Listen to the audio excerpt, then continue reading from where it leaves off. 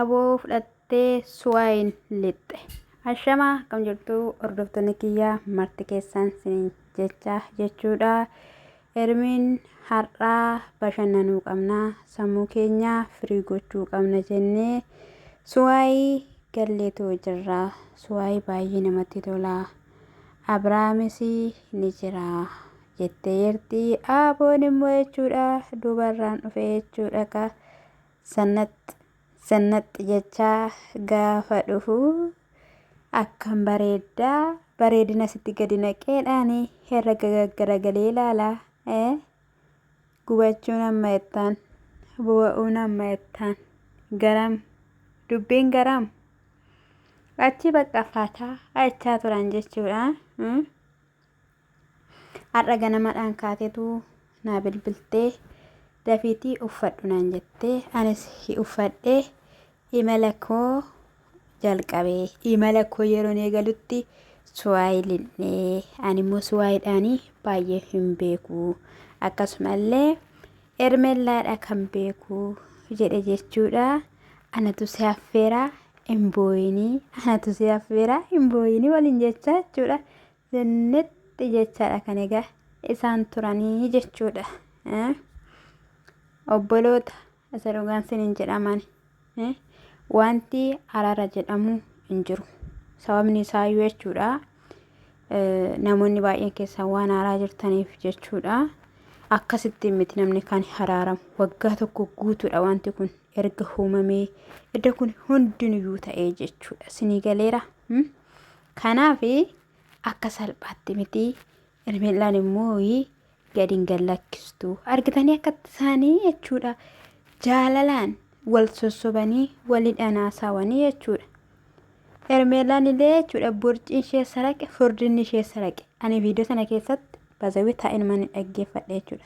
Akka carraa ta'e madaamiin kiyya waan mana hin jirreefi ani sheebbishii kana bakka gateetti ishirraa kaasee hanga miila ishiititti ilaalaan ture jechuudha. Haalli sheebbishii borciin hin jiru, dabbaan jedhan hin jiru, bakka shannitti jettee bareedde jechuudha.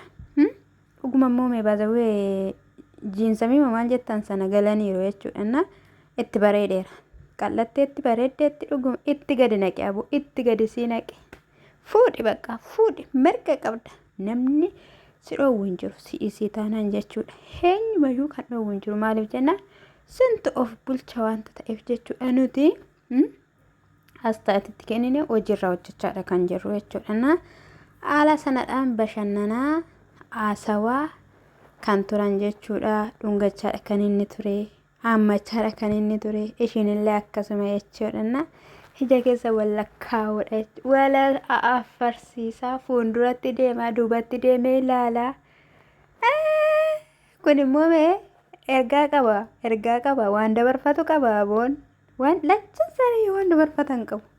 Achi booddee maayidhaanii mucaa wayii asii dhaqeenanii dubbisee dhufaadhaan. Dubbiseen dhufee biraa kutee jechuudha. Gaafa biraa kutuu xiqqoo ture kaameraa isaanii eegalchiisee ishiin girgiddaatti hirkattee haftee dallantee dhaabbattee jechuudha. Haala sanadhaan kan ishiin dallantee inni dallantuu irraan bareedu jechuudha. Sana booda kaameraan naannessee gaafa agarsiisu ishiin dallanteerti bira dhaqe. Gaafa bira dhaqu maal taate maanni ani xiqquma ishiidha kan hin dubbisee dhufu malee baay'ee miti. Isa kanaafiyyuu maal rakkoo qaba jechuudha.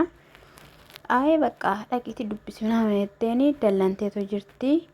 Baay'ee jechuudha wanti na dallansiisin jiru jettee homaa dubbachuu dhiiste jechuudha. Achi bakka maaltu si dallansiisaree mana gaafa inni jedhuuni eenyu maqaan ishee jette. Samirii jedhamti jennaan.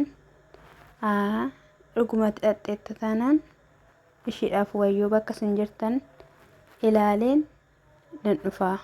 Kanaafiyyuu deemuu dandeessa. Maaltu si aarsaman rakkoo qabaa jedheeni.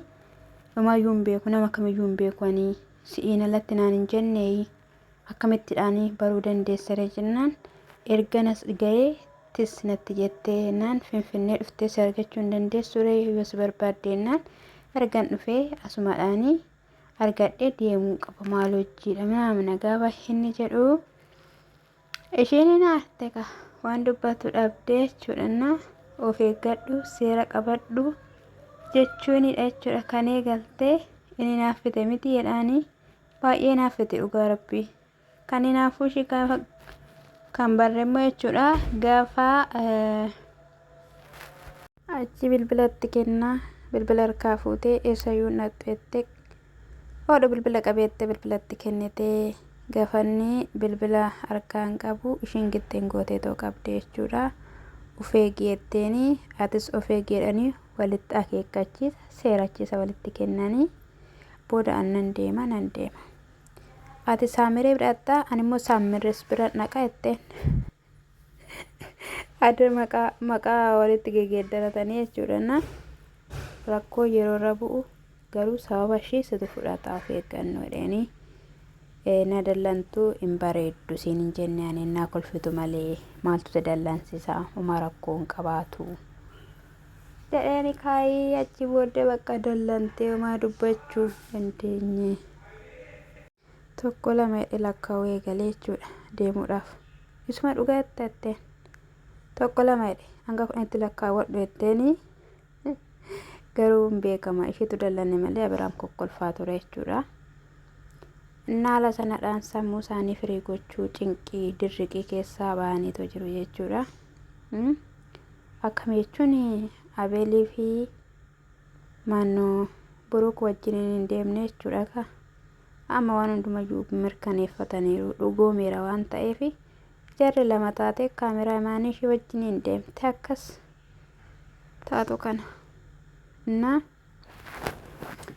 egaa fataadhanii zanaadhanii Abiraam immoo itti toleera dhugaa dubbachuudhaaf furdatillee guddatillee waan jedhu takara isaa dhiisee bahee qajeelee jechuudha. Waan yeroo na gaddisiisti immoo mennaan taa'etti yaadu xiqqoo ishee dhugaa dubbachuu na gaddisiifte.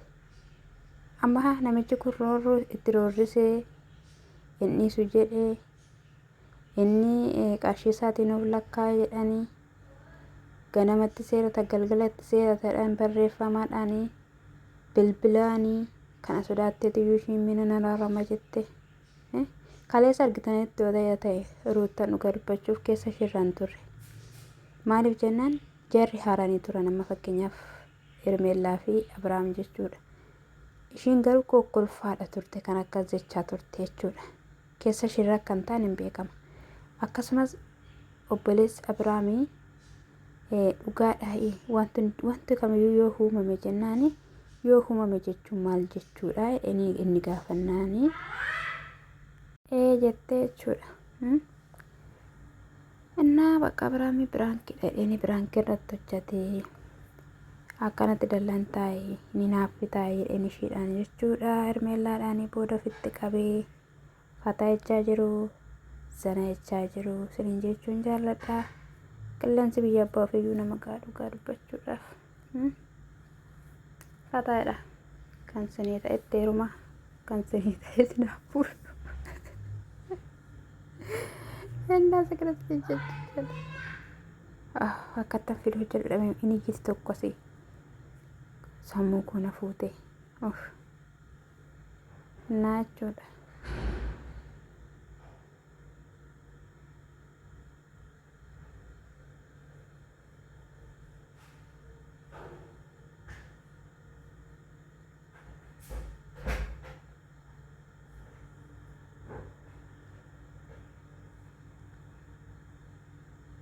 Makasati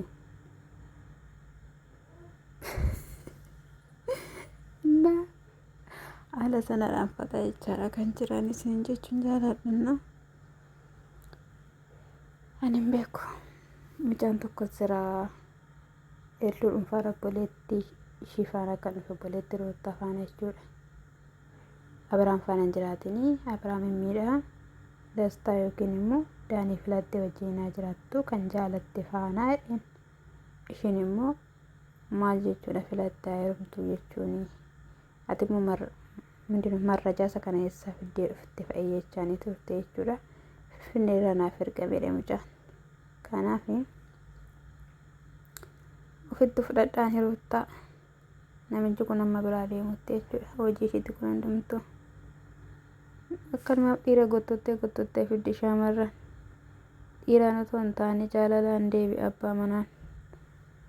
Innasa kana isin jechuun jaaladha guddisee isin jaaladha hordoftoota kiyya subscribe like na gochuun na jabeessaa ishee akka itti hojjedhu kana ilaalaati dhugaa rabbi meeqan dhaaba viidiyoo kana.